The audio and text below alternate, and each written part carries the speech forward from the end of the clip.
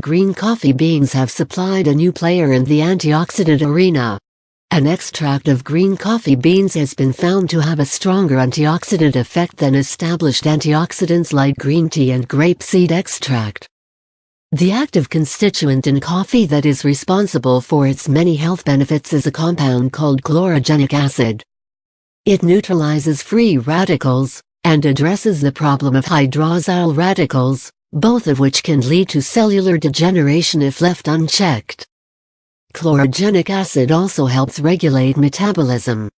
Compared to green tea and grapeseed extract, green coffee bean extract is twice as effective in absorbing oxygen-free radicals. One of the advantages of using the green coffee bean extract is that the negative effects of coffee are avoided. The chlorogenic acid is thought to boost metabolism by changing the way glucose is taken up by the body. And it does contain caffeic acids, which give a boost to energy levels like regular coffee does.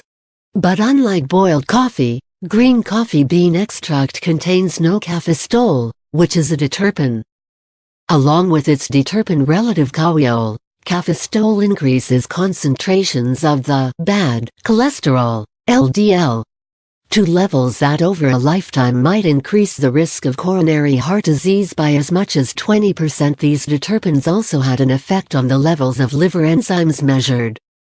When these are elevated, it is an indicator of stress on the liver.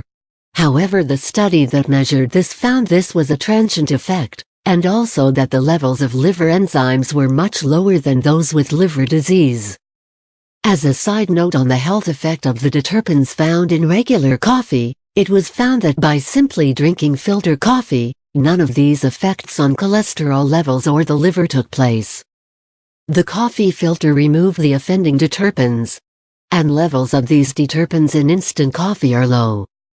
Other benefits of green coffee bean extract include an increase in the effectiveness of painkillers, especially for migraine medications, a reduction in the risk of diabetes, and assisting the body burn a higher proportion of lipids, fats, compared to carbohydrates, which could help with muscle fatigue for athletes and bodybuilders. Interestingly, on the subject of caffeine and liver disease, further studies have indicated it may in fact support liver health for some people.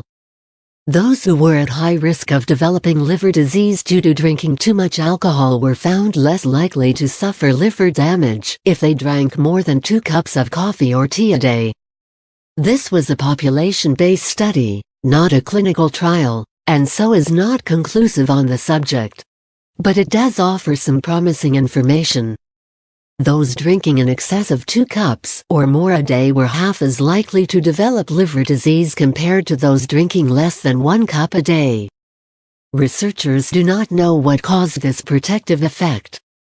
One of the criticisms of coffee in regards to health is that it leaches calcium from the bones. But this effect has been found to be overemphasized, at least in children.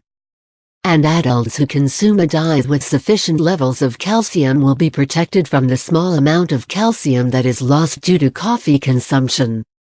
So the old axiom that caffeine can stunt a child's growth is a myth. It was based on the fact that in older studies, caffeine was associated with low bone mass, because those studies were done on elderly people who both drank a lot of coffee and had diets that were low in calcium. Recent studies in the U.S. followed 80 teenagers over 6 years, and found no difference in the bone density of those with a high level of caffeine in their diet, compared to those teenagers who had little caffeine. Other studies determined that the amount of calcium lost from bones is small and can be balanced by having sufficient calcium in your diet.